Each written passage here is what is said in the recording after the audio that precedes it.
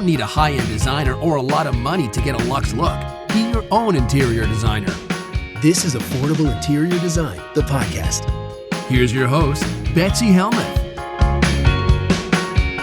Well, the mailbag is full to bursting, guys. I'm so grateful for you. I'm so grateful that you're doing so much design this summer. You guys have so many projects in the works, and I am excited to chime in and give you my thoughts on what you're up to. And of course, it's summertime, which means I'm spending a ton of time outside. I'm living my best life. I love the heat.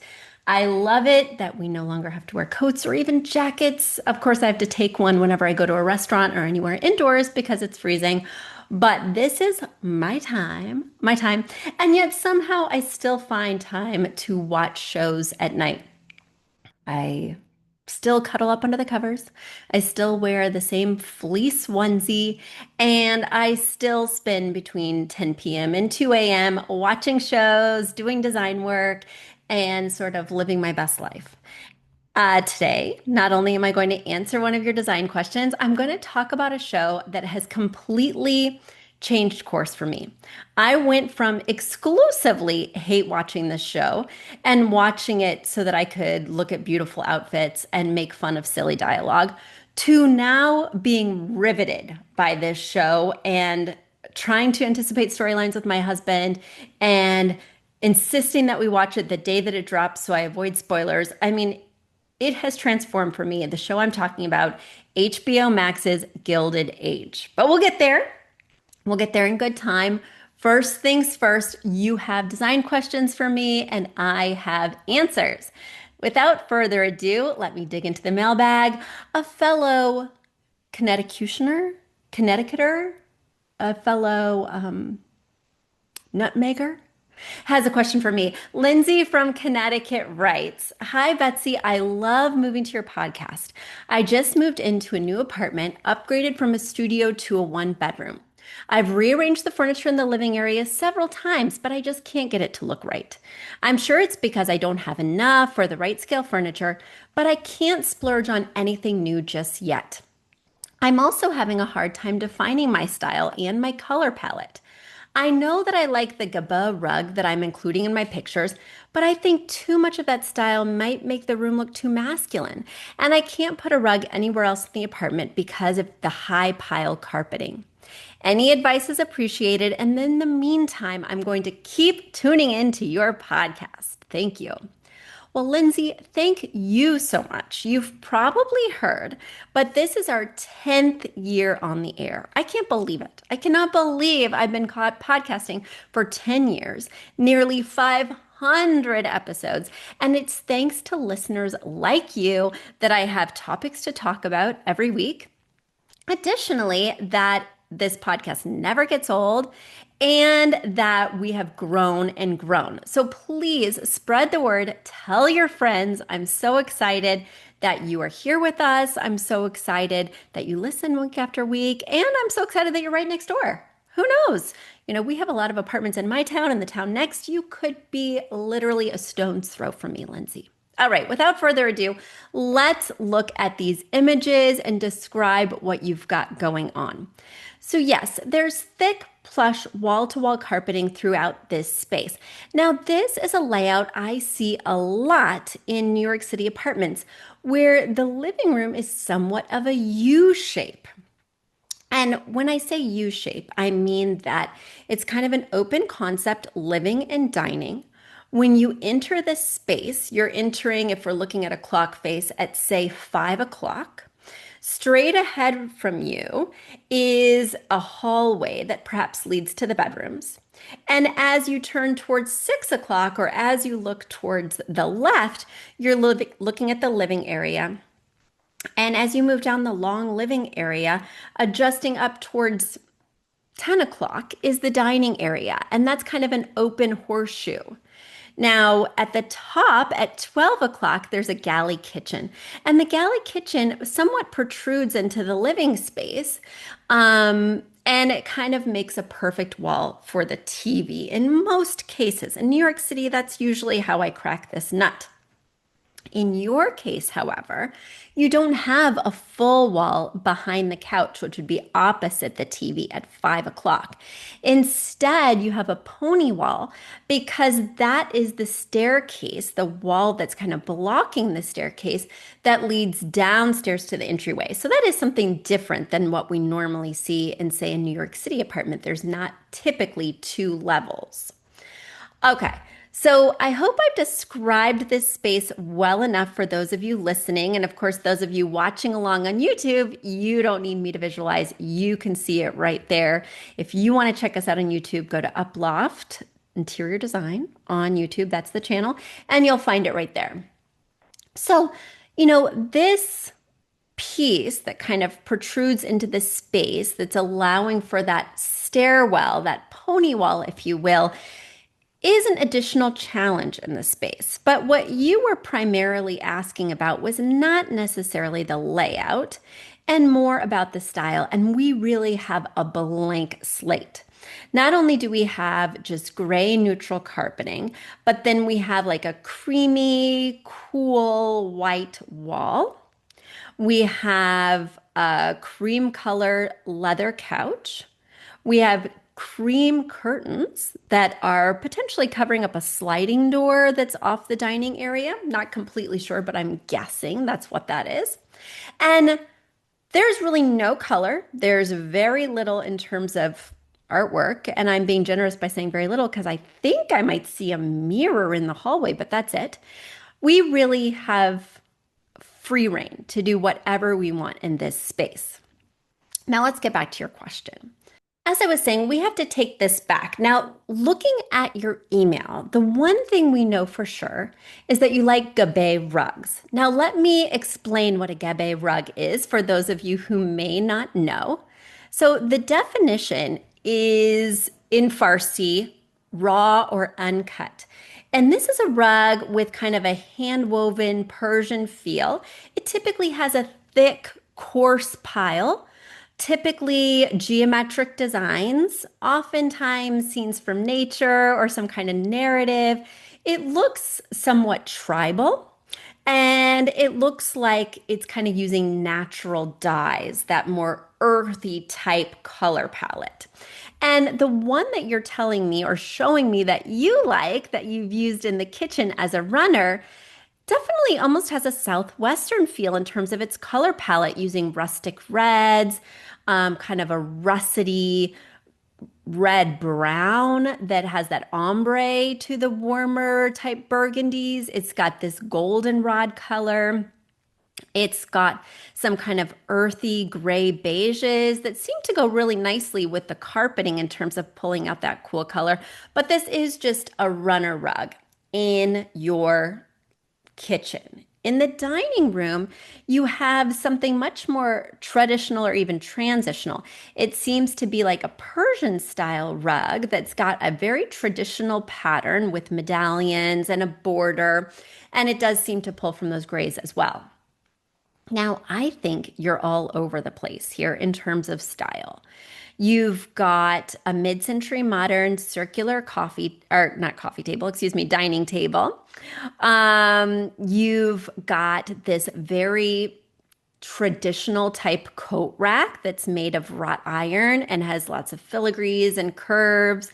You've got a TV stand that's black, almost shaker style, very simplistic, could go traditional, transitional, or even contemporary. And then you've got this leather or pleather sofa that's got very contemporary lines, could even skew modern.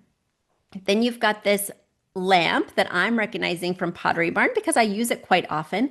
I love that it blends the brass element, the circular element, with the kind of tapered cone of the base of the lamp that is black. And then you've got, again, this mid-century modern style end table, which is a little too high for your sofa. The height of the top of the end table is about 4 inches above the arm of the sofa.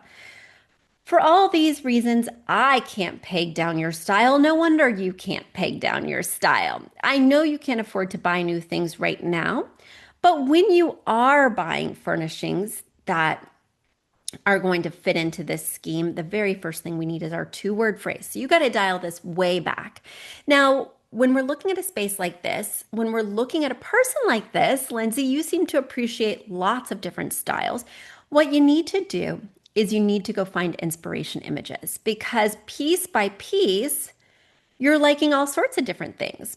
But when you look at a holistic vision, an after picture, if you will, of another person's space, and you're saying, yep, this is the look I'm going for in this room, this is the look I'm going for in this apartment, it can really help you to make a strong choice. We can label that style word, and then of course, without even knowing styles right now, you could label your feeling word, how you want to feel in the space. That's going to be key. Now, it seems to me that this Gabbeh rug is really the direction that you're wanting to go in, because you're calling it out in the email, unlike other things which you're not mentioning. So I'm going to assume that that's sort of a jumping off point for you, maybe even an inspiration piece, and you're worried that it's going to make the room feel masculine. And I will tell you, I've used these rugs many times, and you could be right. I hate to use gendered terms in this day and age, but it does feel slightly masculine. Certainly the one you have in your kitchen does, with the geometric prints, with the bold, dark colors. But I don't think that you can paint with a broad brush and say that they all feel this way. I completely don't agree. And I do think we could pull out some softer, more feminine elements, even from your current rug, and balance the space, especially knowing that that could be a trap of this rug. There's so many angular kind of shapes and designs, so many dark colors, that if we pull from the lighter tones of the rug, if we intentionally bring in shapes that have curves to offset all the geometric angles in this rug, I think we could really balance the space and not be worried about the masculine elements of a rug like this. So first thing first, find those inspiration pictures. Find that goal, if you will, so we know what we're shooting for. Second thing, lock in your two-word phrase based on those inspiration pictures. Third thing, commit to one item that has 3 Roy G. Biv colors or more, and that's your inspiration piece. Right now, this room is vanilla as can be, and so we really need that jumping off point. You mentioned, and I couldn't agree more, that it's not going to be a rug. I don't typically put an area rug over wall-to-wall carpeting, just because it can be a bit of a tripping hazard. Depending on the plushness of the carpeting underneath, it may not even lay all that flat, which could be unsightly, not to mention that tripping hazard. And so you're going to want to rely on artwork or even drapes over this large slider door to bring in those 3 colors or more from which we can derive our color palette. But you've got a lot of work to do in this space, and it did disappoint me to hear that you don't have a budget to buy more pieces, not because I want you to change out all the pieces in your space, but because your space is so large that it's very empty. Besides the sofa and the ottoman and the TV stand and the end table, you know, this room essentially divides itself into 3 with that horseshoe shape, and the left side of your living room totally devoid of any furniture or function. The middle, which happens to be the narrowest part because of the jetta of the kitchen and the jetta of the stairway, is filled with furniture. But then you look on the right-hand side as you come up the stairs, and again, there's nothing. So I'm quite worried that even if you rearrange this, even if you decide to make some choices in terms of style or color palette, you won't be able to execute because there's no money for new things. Now, one thing you can do, but this is a little bit of a trap, you can look at a place like Buy Nothing. You could look at a place like Facebook Marketplace. I use Buy Nothing a ton in my town, primarily for baby stuff, because my baby's outgrowing clothes, outgrowing toys, outgrowing bicycle, tricycle, all these different things. And I don't want to invest in new because I know what a flash in the pan these toys are. They're big, they're expensive, they're plasticky. She's going to play with them for 3 months if she likes them at all. And then I'm going to be able to recirculate them back into Buy Nothing. When I'm on Buy Nothing, I often find home furnishings. So you just go to Facebook, go to Buy Nothing, and then you'll put in the town that you're in. And people are just giving things away for free. They want you to come pick them up. And I'm always seeing furniture. The key is that you hold tight to that two-word phrase. So as you're evaluating, will this piece work in my space? Will that piece go well with the style I'm creating? You have that touch point. You can say, yes, this is transitional. Yes, it is tribal, or well, I guess you would, that's another style. Okay, I'm trying to think of what feeling word you might have. Well, the Gabbeh rugs are very, they look hand hewn. So you may want to go with like organic so that everything kind of looks natural and has that feel and that vibe. And then keep the style transitional. That could be very interesting because, guys, if you've been listening to this podcast long enough, you know I love a feeling word and a style word that are somewhat opposite. I think it makes for really delicious play when you're shopping and in the space. It makes it look more complex and interesting. Because my first thought was, let's go soothing transitional. But the problem is, transitional is already pretty soothing. So it's more redundant and going to be less interesting than if we did something with a little bit of friction. Lindsay, I've given you so much to think about. Are you overwhelmed? You have your first steps, but I want to fold into those first steps joining Buy Nothing because you will find great pieces. You will find things that are really going to help you fill up this space in a way that's intentional and designerly. Just don't go for everything. We have an amazing teen center in my town. I love it. Trackside Teen Center. It is such a great place for my kids. They love going there. It's for middle schoolers, but it's run by the high schoolers. So there's such a sense of community and autonomy and independence. And it's really kid driven in so many ways. One thing that's not kid driven is that they furnish it with freebies donated from the town. And the problem is, it looks like a mishmash of a zillion different styles. And I get it. Like, they don't have a huge budget, and the budget they do have, they want to spend making these amazing programs for the kids. I love it, and it's so admirable. But locking in on a two-word phrase and being more judicious about the pieces that they will accept will help that space to have more of an identity and to look more designerly. And let me tell you one thing, Lindsay, which you may have learned over the course of your life already, but I can tell you from experience working with hundreds of clients that it's really easy to get new things, really easy to pick something up from Buy Nothing. It's really hard to get rid of it again. So be careful what you accept into your space, what you accept into your life, because it's easy to say yes, and it's really hard to say no later. All right, I hope that helped. Keep writing in. I want to see what happens with this space. All right, guys, the moment you've been waiting for, let's get into it. Let's talk Gilded Age. Now, for those of you just joining me, you're saying, Betsy, this is an interior design podcast. Why are we talking about TV shows? And that's a valid question. I've been on the air for 10 years, and for 10 years, I've talked exclusively design. Meanwhile, at night, I'm watching all sorts of reality shows, anything that's in the zeitgeist. I'm tuning in. I want to be on the pulse, and I want to talk about that stuff. This is my year to give a little present to myself, and that present is like talking pop culture with you guys. So that's what I'm going to do today, and that's what I'm going to do in pretty much every episode moving forward this year. I hope you enjoy it. I hope it gives you new things to watch, new things to think about, and yeah, I'm doing it for fun.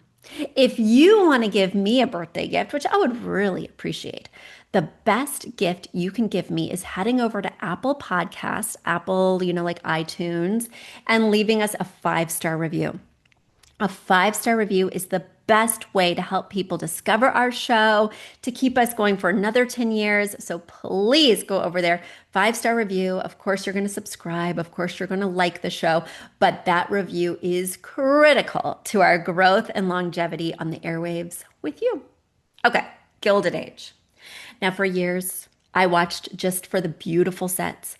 I watched because every summer I used to go to Newport with my kids. We no longer go there as a destination now that we live by the beach, but that used to be where we would go when we were landlocked. And I would explore these beautiful mansions from this era. I would look at the wallpaper, the furnishings. I was just, loving this period. And of course, the outfits are to die for. Just sumptuous fabrics, attention to detail. And Gilded Age has that upstairs, downstairs thing, which is very interesting. And it's so Downton Abbey. And I'll follow Julian Fellows wherever he goes next and whatever he does. But Gilded Age was not all that compelling. My husband and I would watch it and laugh at the contrived dialogue. We would laugh at the actors. Now, I myself came from acting and came from theater acting specifically. And there's so many Broadway stars who are in Gilded Age, which is really rare because a lot of these shows are shot in LA or in a different location. This one is shot in New York. So I'm seeing a lot of people that I will have seen on Broadway just days or months before in these shows, which is fun, but they bring such a big stage energy that on screen it often looks like overkill or that they're being melodramatic. So we would laugh about that. We would laugh about that. Like people I love on the stage, like Audra McDonald, just couldn't bring it down for this show. Well, this show, this season, I think it's season 3, has really hit its stride. Now I am watching and I'm poking my husband and saying, oh my gosh, can you believe this? So let's get into it. First of all, there's going to be some spoilers, guys, in case that wasn't clear. We watched an episode, we're a little delayed, but we watched an episode last night where Marion, she is the woman who is living with her aunts on Ada and on Agnes, and she doesn't really have a lot of wealth herself, but because she came from wealth and has these distant relatives who are wealthy, they've accepted her into their home. They like having the youthful energy in the space, and she has like a really good moral character. So they are accepting of her and they're really helping her along financially. Well, she started to make a way for herself. She's teaching, she's doing all these other benevolent acts, but also she just got a fiance who's very wealthy. He comes from like the wealthiest family, the new money on the block, the Russells. The Russells' son is interested in marrying Marion, and he has asked her to marry him, and it was a whirlwind, and she said yes. Well, then he tells her he's headed out with the boys, some boys from Harvard, to go to a restaurant that night, something that was a long-standing commitment.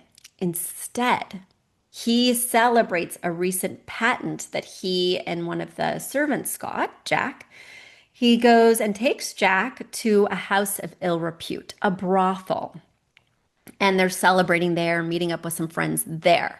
Now, he doesn't do anything at the brothel. His name is Larry, by the way. So her fiance, Larry, does not engage with any women in a negative way. But he's at this place the day he proposed to her, and he lied to her and said he was going somewhere else. Now, sometimes it's hard to envision what that would mean in that day and age. Like, how scandalous would that really be? How troublesome would that really be? Yes, she's very virtuous, and yes, she's like never set a foot wrong, it seems. But like, is it really bad? So I was thinking about it myself. Like, if my husband, back then fiance, had proposed to me, told me he was going out to a steakhouse with his buddies, and instead, he didn't go to a strip club. He went to a brothel. No matter what he did in that brothel, no matter how chaste he was, I am mad. I am betrayed. I am like, this guy is shady. And not disparaging brothels, but more disparaging the lie, more disparaging the fact that he's not spending the evening with me after we just got engaged, celebrating, going out to dinner with me, going to visit more friends and family to spread the word. There's just a number of levels in which this feels like a betrayal. And And so anyway, she's calling off the engagement, which I think is just the right thing to do, no matter why he was in there, no matter what his excuse may be. And I'm feeling like that now in this day and age, if that were to happen to me. The other exciting thing is that, so Ada and Agnes, the two aunts where Marion is living, Agnes has a son named Oscar, and Oscar came out of the closet as a gay man, which led to all sorts of different issues because he was basically trying to marry a beard. So a woman who he didn't tell he was gay, but he would marry her just for show. So then in society, everyone would think he was straight while he could have his dalliances on the side. Anyway, turns out she robbed him blind and took all of his mom's money as well. So he just found her, located her. Larry tipped him off that she's working in a brothel. So that was quite interesting. And there was lots of juicy stuff there. And this last episode ended with a bang, literally. You have to watch. I'm not going to give this one away. But Oscar has found a way to make a new fortune for himself and to fix the mess he made for his mom.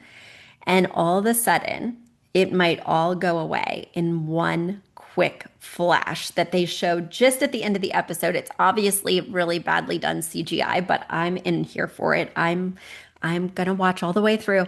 And then they just leave us. Oh my gosh, what a cliffhanger. I can't wait till next week. So these are some exciting things. You know, at the end of season 2, Ada's husband died. And they'd been married such a short time, and he was a member of the clergy. And this I find really problematic. So she spends season 3. Now she has all his money, and she's become the wealthy one in the household because Agnes's son lost all her money for her. So now Ada's running the household, and Ada is desperate to reconnect with this husband. And so she goes to see an oracle, or, you know, someone who says that they can communicate with the dead. Now, the thing that's bothering me is not only would this not be done, first of all, she invites the woman into her home to have this seance, but second of all, her husband was in the clergy. He would be so upset with her for doing this. This would be so scandalous no matter what profession he was in. But the fact that he was religious, he'd be furious with her for trying to talk to him in this way. Anyway, that's a plot point I cannot get behind. And there's a few others that I'm like, wait, what? But overall, I am hook, line, and sinker into the Gilded Age. And it took 3 seasons to get there, but they better renew this show because it is must-watch Sunday night TV. If you are not watching it, slog through seasons 1 and 2. Just look at the pretty wallpaper. Just look at the beautiful furniture. But stay tuned for season 3 because while I've given some spoilers, there's so much more. There's so many more storylines I haven't even touched on. You're going to want to stay tuned. All right, everybody. It has been so great chatting pop culture and interior design with you guys. I'll be back next week to do it all over again. Until then, bye. A big thank you to our amazing producer, Catherine Heller, to Aton and the MVCR House Band, and to Affordable Interior Design, the sponsor of this podcast and the premier place to get an amazing look on a budget. Check out affordableinteriordesign.com. If you guys love the show, the very best way to support us is by spreading the word. Tell your friends or write us an awesome review on iTunes. So until next week, guys, thanks so much for joining us, and I'll talk to you soon. Bye.